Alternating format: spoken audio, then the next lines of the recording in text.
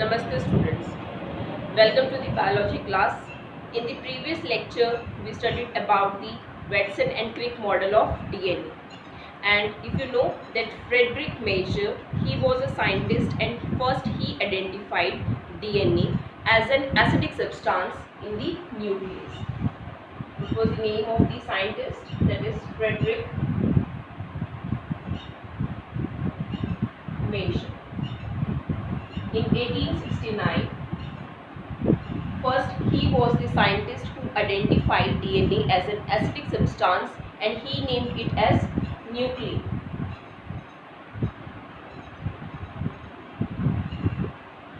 Then later on, Watson and Crick, they proposed the model of DNA. Then here are some, what are these? These are the values of the nucleotides. Means that how many nucleotides or the number of nucleotides that are present in the DNA of the different organisms. Look here, the first example is of the bacteriophage 174, and in this case how many nucleotides that are present? 5386 nucleotides that are present. Okay, if suppose we know about the number of nucleotides, then the same number of base pairs that are also present in the DNA, because the base pairs that are linked with the nucleotide on the first position of the carbon atom of the sugar molecule. So if the same number of if we know about the number of the nucleotides, so the same number of the base pairs that are present in the DNA. So bacteriophage lambda, it has around 48502 base pairs. E. coli, that is Escherichia coli, how many base pairs that are present? 4.6 into 10 raised to power 6 base pairs that are present. Then in case of human DNA, 6.6 into 10 raised to power 9 base pair. And if suppose we will tell about the haploid content. Okay, haploid means the half DNA content.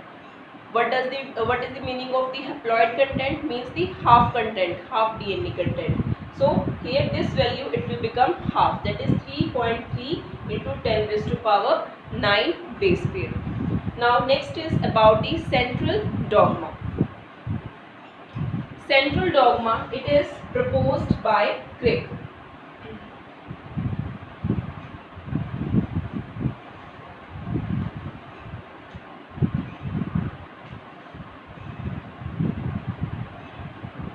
Crick proposed central dogma.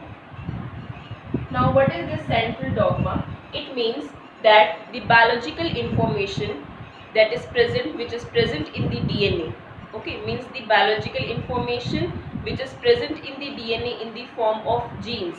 So this information, this biological information or genetic material, it will pass from the DNA to the mRNA and from the mRNA to the proteins. As all of you know that what is transcription and translation? From the DNA, mRNA forms, and from the mRNA, proteins that are formed. Okay, from the DNA, mRNA forms, and from the mRNA, proteins. By the process of transcription, mRNA, it is formed by the process of transcription, and proteins by the process of translation. Okay, mRNA from DNA by the process of transcription and proteins from mRNA by the process of translation.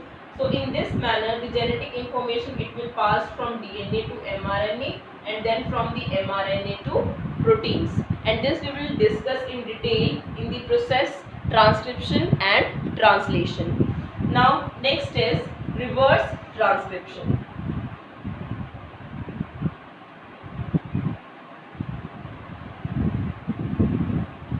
Now what is reverse transcription? Reverse transcription means when DNA that is formed from RNA,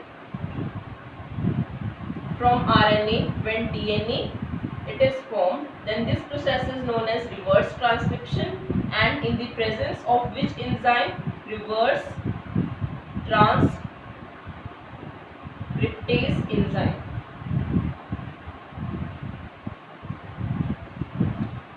Like in case of the HIV, means HIV infection of virus. When the HIV virus it infects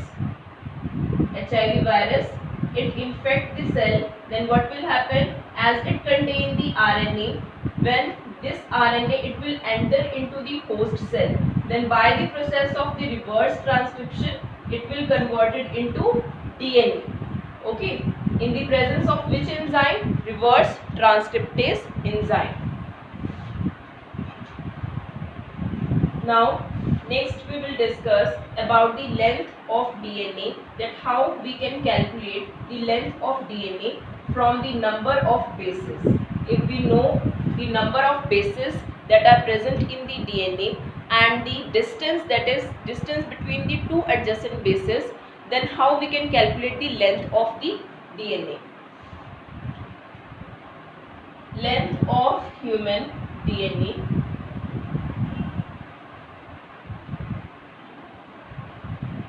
it is equal to the total number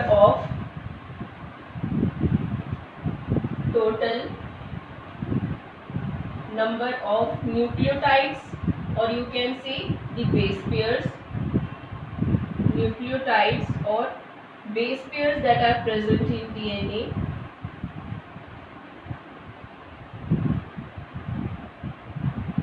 into distance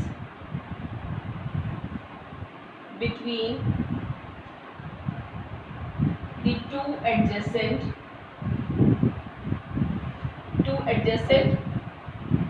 bases. So we already discussed this, that the total number of nucleotides per base pairs that are present in DNA, how many base pairs that are present? It is equal to 6.6 into 10 raised to power 9 base pairs that are present, and distance between the two consecutive bases, that is around 0.34 into 10 raised to power minus 9 meter. When we have done the structure of the DNA, at that time what we have done, that the distance that is equal to 0.34 nanometer. Now 0.3 nanometer we can also write it in this manner, 0.34 into 10 raised to power minus 9 meter. This is the same thing, we can write this as this also. Okay, these are the same values. Then when we will multiply this, then what will come? 2.2 meters, approximately 2.2 meters will come. Okay, and what is the dimension of the nucleus? Means of an average nucleus, what is the diameter? Around 10 raised to power minus 6 meter. Dimension of the average nucleus, it is around 10 raised to power minus 6 meter. So this is very small as compared to the length of the DNA. So how this large DNA it fits in the small nucleus. So this is the question here, how a large DNA it will fit in a small nucleus. How it fits? In the coiled manner. DNA it is present in the coiled manner.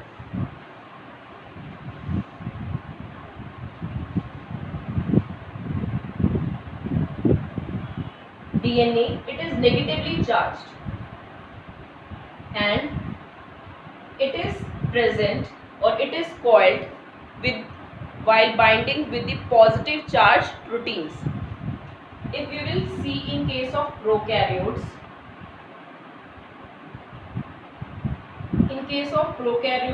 the nucleus that is not present, and because the nuclear membrane that is not present, so that's why the DNA it is known as the nucleoid. It means that the nuclear, the genetic material that is present without the nuclear membrane. We suppose this is the cell, so it is present in this manner. This is known as the nucleoid. So here the DNA which is negatively charged, it is negatively charged and it will bind with the positive charged proteins. It is surrounded by the positively charged proteins. In this manner, the length of the DNA, it will be short because it surrounds, it coiled around the positively charged proteins that are present in the cell. Now next is in case of the eukaryotes. In case of eukaryotes,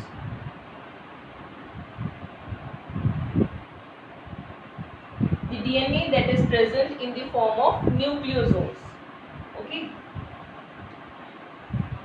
means in this manner. So these are known as the nucleosomes. Now what does a nucleosome it consist of? The nucleosome it consists of the DNA helix which surrounds the histone octamer. Now why this histones that are known as histone octamer? What are these histones? These histones that are histone proteins. These are histones proteins and there are around 8 histone proteins that are present in this histone octamer. How many? 8 histones that are present.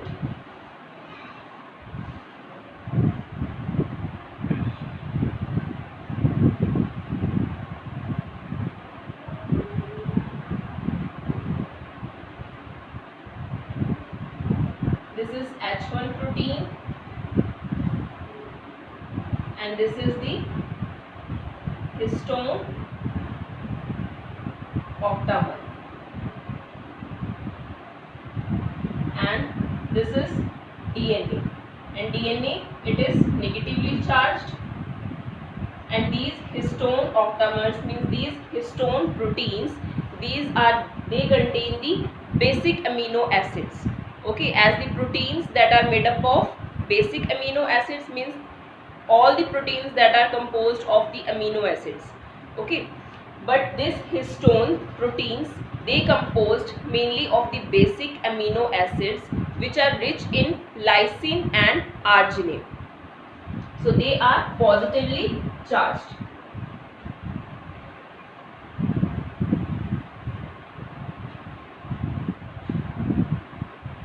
Histones octamer, these are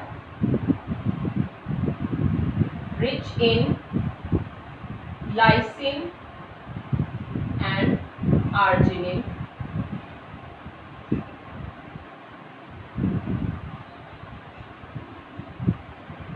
Amino acids. The amino acids which consist of lysine and arginine, and these are the positively charged, so they will combine with the negatively charged DNA. And if we will see this histone octamer, so what are present in this octamer, it is composed of H2A, 2H2A are present, H2B that are present, H3 are present, and H4 that are present. And the DNA it coils it, and this form the nucleosome. What does it form? It is one nucleosome. It consists of one nucleosome, means these 8 histones and one H1 histone protein that is present, and DNA it surrounds it. And this contain around, this nucleosome it consists of around 200 base pairs.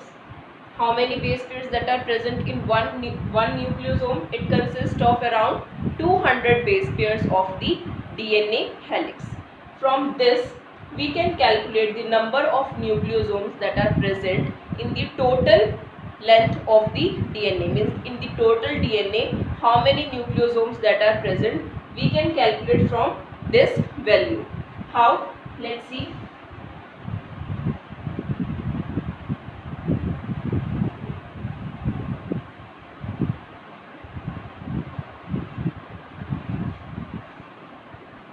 Nucleosome, it consists of 200 base pair of DNA helix, means 1, and we know the total number of base pairs. The total number of base pairs that are around 6.6 into 10 raised to power 9 meter. 6.6 into 10 raised to power 9 meter. So the total number of nucleotides will be total number of nucleotides, sorry, not nucleotides, nucleosomes. Then it will be around 6.6 into 10 raised to power 9 divided by 200. So in this manner, by calculating this, the value which will come from there, we will get the total number of nucleosomes that are present in the DNA.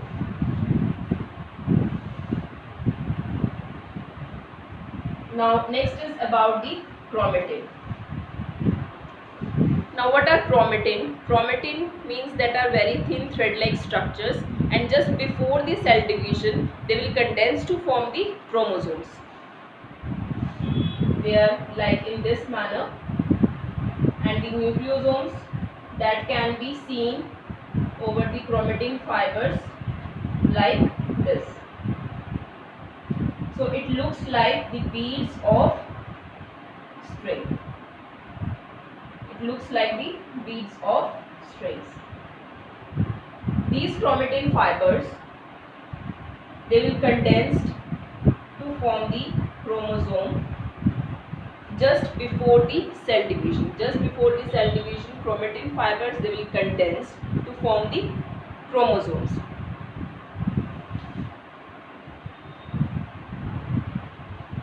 Now next is the euchromatin and the heterochromatin. Now what are euchromatin?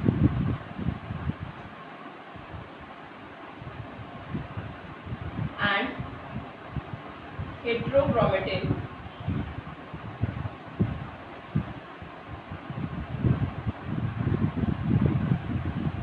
The chromatin part which is loosely packed, okay, that portion of the chromatin which is loosely packed,